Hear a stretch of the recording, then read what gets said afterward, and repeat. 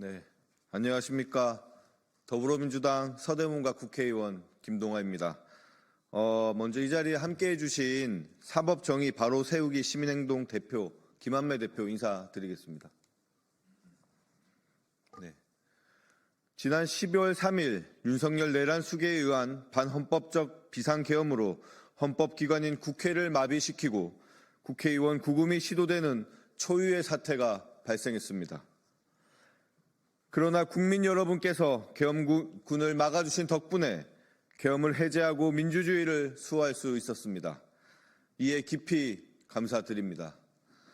계엄법 제2조 5항에 따르면 대통령이 계엄을 선포하거나 변경하고자 할 때는 국무회의의 심의를 거쳐야 한다고 명시되어 있습니다. 오늘 이 자리는 계엄 선포를 위한 국무회의에 참석했던 한덕수 국무총리, 박성재 법무부 장관, 조태용 국정원장에 대해 내란 방조 혐의 및 직권남용 공범으로서 시민단체가 공수처에 고발하기 위한 기자회견이 진행됩니다. 이번 기자회견은 시민단체 사법정의 바로 세우기 시민행동에서 준비했습니다.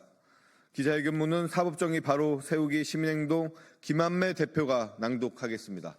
감사합니다.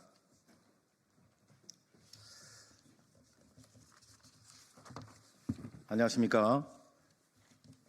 대한민국을 더욱 정의롭고 민주적인 사회로 만들기 위해서 검찰 사법개혁 분야에서 앞장서고 있는 시민단체 사법정의 바로 세우기 시민행동 상임대표 김한매입니다. 잘 아시다시피 지금 대한민국은 절체절명의 순간에 있습니다. 그러나 슬기로운 대한민국 국민은 그동안 대한민국 역사에서 보여준 것처럼 이 순간도 대한민국을 온몸으로 수호합니다.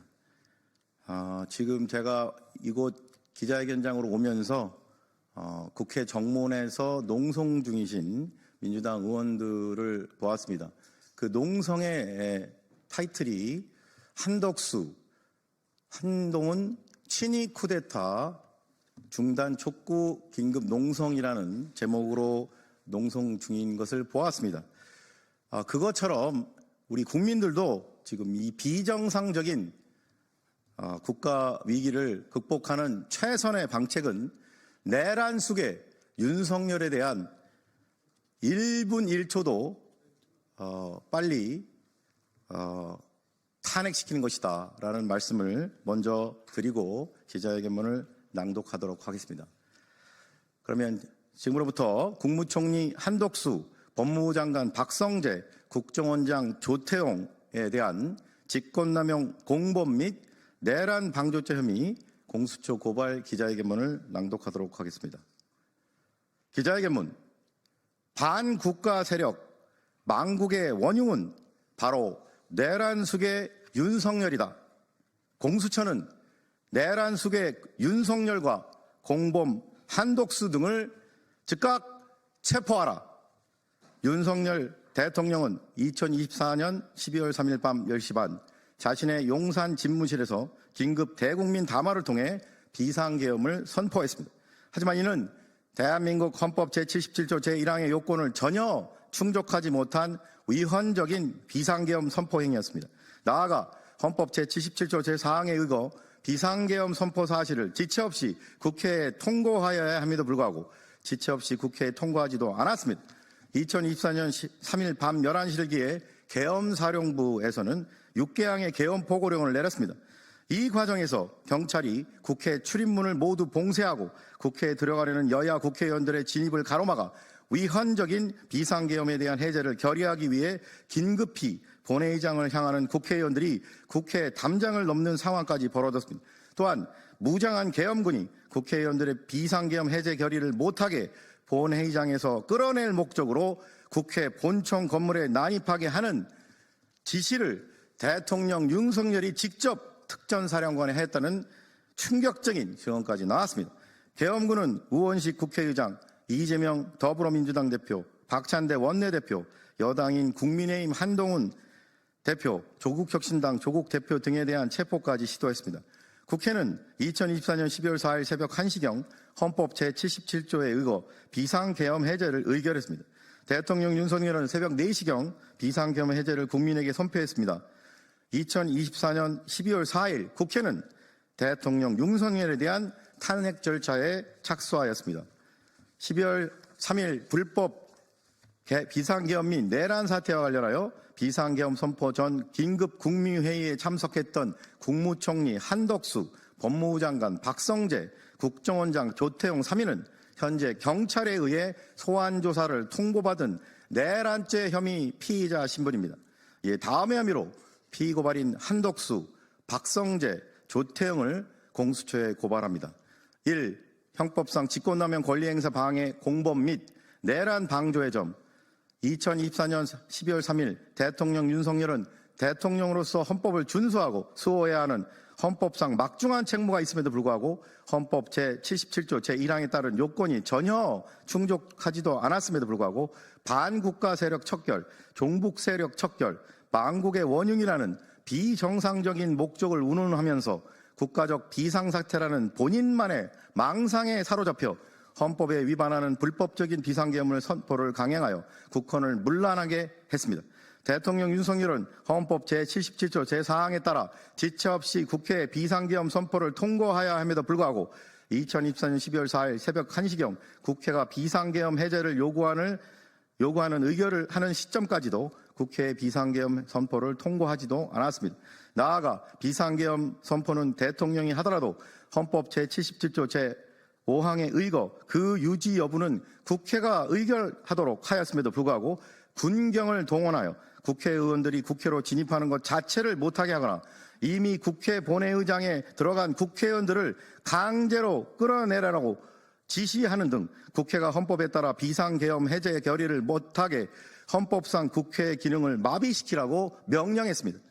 대통령 윤석열은 헌법과 법령의 통제를 받아야 함에도 불구하고 헌법과 관계 법령에 의해 민주적 통제를 받아야 함에도 불구하고 자신의 직무권한을 함부로 남용하여 국헌을 문란하게 할 목적으로 헌법상 정상적인 국회 활동을 국가 비생사태라고 국민에게 매도하면서 자의적이고 주관적인 망상에 사로잡혀 헌법상 요건을 충족하지도 않는 비상계엄을 강행하고 계엄 해제를 의결하려는 국회의 헌법상 기능을 마비시키기 위해 무장한 계엄군의 국회 난임 및 경찰 병력의 국회 봉쇄를 명령하는 등 내란을 지시하여 부하 공무원 등에게 의무 없는 일을 하게 하였습니다.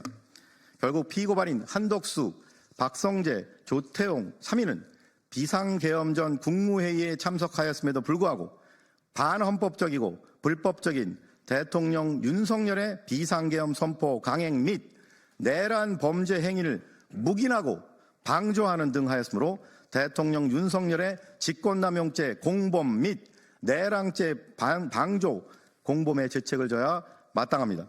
예위처럼 피고발인들을 고발하오니 법 앞에 평등이라는 헌법 규정이 국민의 한 사람인 현직 국무총리나 장관 등에게는 달리 적용되어 형사사법 시스템에 대한 국민의 신뢰를 더욱 붕괴시킨 일 없도록 피고발인들의 혐의에 대해 철저히 수사하고 엄중히 처벌하여 주기를 사법정의를 바라는 수많은 국민을 대신하여 강력히 촉구하는 바입니다. 2024년 12월 11일 사법정의 바로세우기 시민행동. 이상으로 기자회견 낭독을 마치고 한 가지 언론과 국민들에게 꼭 말씀드리고 싶은 사항이 있는데 잘 아시다시피 이번 비상계엄 선포 전에 열린 국무회의에 참석한 국무위원은 총 11명입니다. 그런데 왜 그 중에서 국무총리 한덕수, 법무부 장관과 국정원장만 3인만 고발을 하는가라는 의문이 계실 수 있는데 잘 아시겠지만 나머지 인원들도 지금 현재 경찰 특별수사단에 의해서 소환이 통보된 피의자 신분이기 때문에 저희가 형식적으로 사안이 중대하고 중책이 무거운 국무총리와 법무부 장관 그리고 국정원장 3인을 먼저 고발할 뿐이지 나머지 이 8인도 국무회의에 참석하여서 이러한 그 대통령 윤석열의 불법적인 비상계엄 선포를 적극적으로 막지 않았고 국헌 문란 사태를 방조하고 묵인하고 방조한 혐의에 대해서는 저희가 조만간 나머지 국무위원들에 대해서도 고발할 계획이라는 점을 말씀드리겠습니다. 그러면 추가적인 질문이 혹시 있으시면 밖으로 이동해서 진행하도록 하고 기자회견은 이것으로 마치도록 하겠습니다. 함께해 주신 여러분 감사합니다.